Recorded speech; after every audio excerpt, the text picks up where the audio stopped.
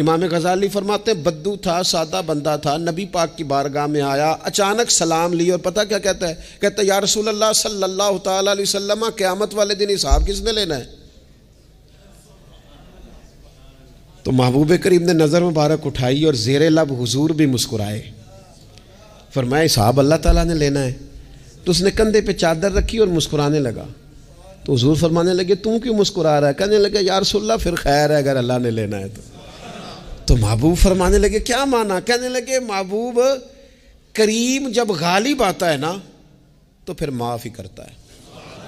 کریم جب غالب آتا ہے نا، اس نے جب غالب آنا ہے نا، کسی بزرگ سے کسی نے کہا تھا کہ بطور مثال پوچھتا ہوں اگر آپ کا حساب قیامت کے دن آپ کے ماں باپ کے ذمے رکھا جائے، تو بزرگ کہنے لگے نہیں نہیں، رب بھی ٹھیک ہے، میرا مالک ماں باپ سے زیادہ پیار کرتا ہے۔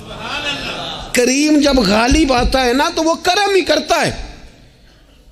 اس شخص نے یہ بات کی تو رسول پاک علیہ السلام سے بات کر کے وہ چلا گیا۔ حضور فرمانے لگے دیکھو بندہ سادہ تھا، بات کتنی گہری کر گیا ہے، کتنی ٹھیک